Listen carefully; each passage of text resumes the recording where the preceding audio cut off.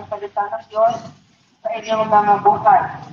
Ako po si Brother Rick at patuloy ko pong ipapahayag sa inyo ang salita ng Panginoon. Halaga mo na tayo magsimula, tayo po yung mananalangin. Hallelujah. Yes, Father God in heaven, in the name of Jesus, I pray ka, bukas na langit sa hapon ito, patuloy Panginoon na idinideklara ko, bukas na mga tayo na at bukas na kaunawaan ang naisin mo sa mga taong narito. Salamat, Panginoon, sa hapon ito, sapagkat patuloy na ang kapangyarihan mo ang siyang aming bitbit at hindi ang aming mga sarili. Salamat, Panginoon, sa gawa nito, ikaw ang Diyos na may taas sa aming mga buhay. Sa pangalan Jesus, Amen. Hallelujah. Sa pagkakaganito, naisin po ng Panginoon na ituro sa atin ang salita ng Panginoon. Aking pong babasahin ang versikulo ng Juan chapter 10 verse 10. Sabi po doon, dumating ang magnanakaw para lamang magnakaw, pumatay at manira. Naparito ako upang ang mga tupa ay magkaroon ng buhay na masaganang lubos. Hallelujah. So sa pagkakatok ito, may dalawa pong personalidad na ipinapakita po dito sa salita ng Diyos. Ang personalidad ng Satanas at ang personalidad ng Diyos. Unang-una, hallelujah, naisin Satanas na tayo po yung pagnakawan. Hallelujah, literal na tayo nanakawan na subalit. Patuloy na tayong pagnanakawan. Ano kaya yung pagnanakawan niya sa ating buhay? Ito po yung ating kagalakan sa bawat araw. Hindi natin alam yung tipong ninanakaw Satanas ang ating kagalakan sa bawat araw. May pagkakataong napakasaya mo ngayong araw, subalit kinabukasan, ikaw ay biglang nagiging malungkot at hindi mo alam ang iyong mga nasusen sa iyong buhay. Hallelujah. Dito nagsisimulang nakawin ang bagay na meron tayo, ang bagay na nais itanim ng Diyos ating buhay, nais na nakawin ng kaaway yung ano yung bagay na meron tayo. Ninanakaw niya kung ano yung ating katayuan sa harapan ng Diyos. Hallelujah. Patuloy na ninanakaw ng kaaway kung sino tayo sa harapan ng Diyos. Hallelujah. Tayo po'y anak ng Diyos. Hallelujah. Hallelujah. Ulitin ko po. Tayo po'y anak ng ating Panginoong Jesucristo. Bilang isang anak, tayo po'y nakatatanggap ng kagalakan sa harapan ng Diyos. Subalit, dahil sa nais na kawin ng Satanas, yung dapat na para sa atin, naisin niya na tayo magkaroon ng mga bagay na magkapagpapalungkot sa ating buhay. Hallelujah. Sa pangalawang katangian naman ng Satanas, hallelujah. Kung naisin niya na tayo ay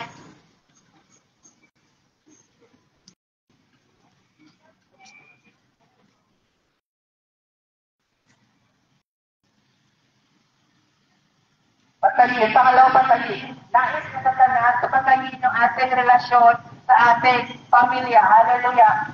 Ito yung pinaka-plan ng Satanas sa ating buhay na wasakin yung ating relasyon sa ating pamilya, sa ating mga kaibigan, sa ating mga katrabaho. Hallelujah. Nais wasakin, nakisay patayin sa Satanas yung ating relasyon sa ating nasasakupan. Hallelujah. At lalo higit ang ating relasyon sa harapan ng Diyos. Ito yung pinaka-naisip sa Satanas ay wasakin yung ating relasyon sa harapan ng Diyos.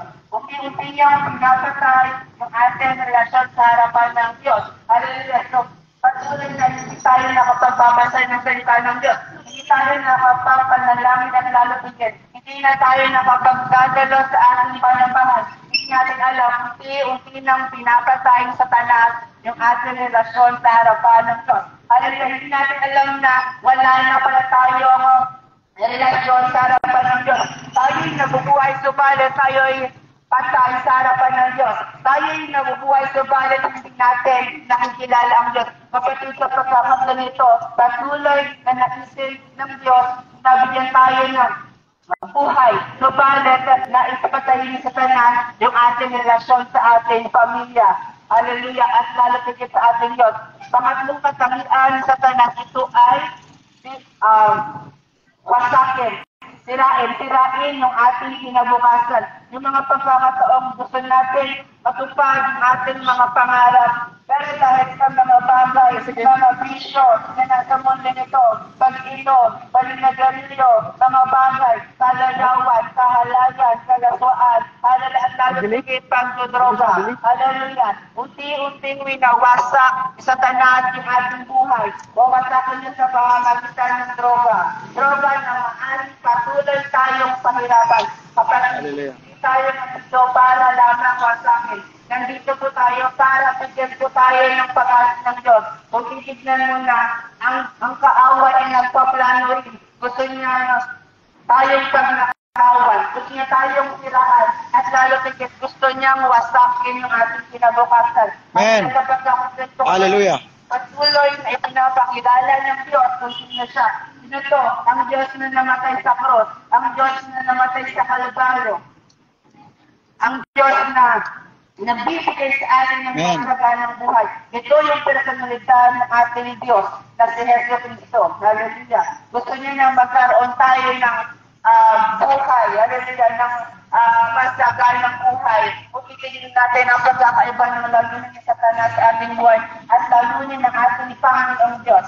Hallelujah. Tayo'y bilang mga anak ng Diyos, hindi tayo lahat ay anak ng itobalan dahil naisin natin kagabi ng Diyos, tayo ay kanyang binibigyan ng kasaganahan. Hallelujah, hindi paghihirap, kundi kasaganahan. Ang buhay sa mundo nito ay puro lamang paghihirap, sakit, mga bagay na ayaw natin. Subalit wala naman tayong magawa sapagkat narito tayo sa mundo na punong-puno ng kasalanan, sa mundo na punong-puno ng kapigihatian, sa mundo na punong-puno ng karahasan. Hindi natin mapipigilan ng kasalanan. Subalit sa pamamagitan ng ating Panginoong Jesucristo, tayo po ay kanyang pinaso. Tayo po ay kanyang binigyang karapatan upang magkaroon ng kahariang nasa langit. Kapatid, uulitin ko, ang personalidad ni Satanas ay upang tayo wasakin, patayin at pagnakawan. Subalit ngayon, sa pagkakasang ito,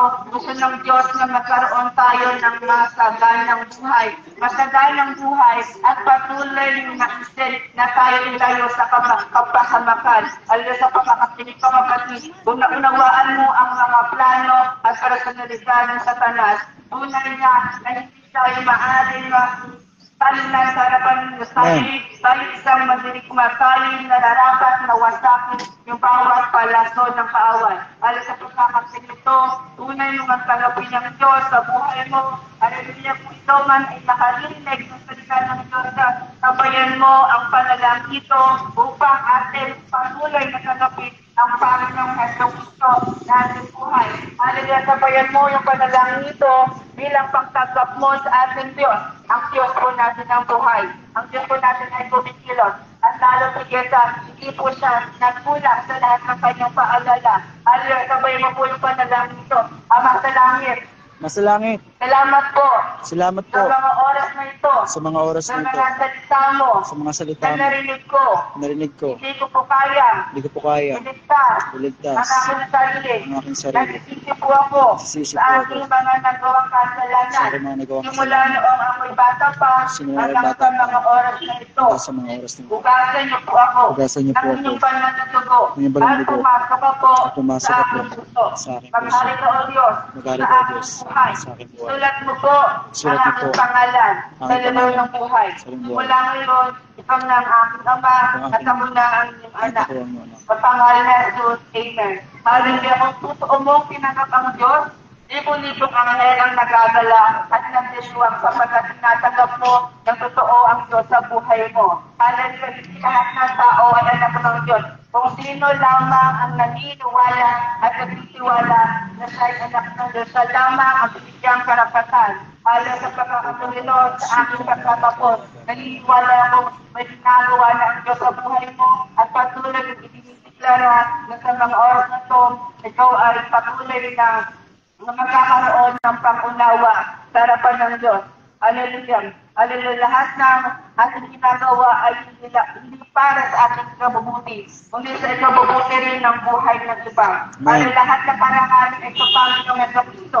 Hallelujah. Sa pangalan ni Jesus, lamang tayo nagtitiwala. All the glory belongs to Jesus alone. Hallelujah.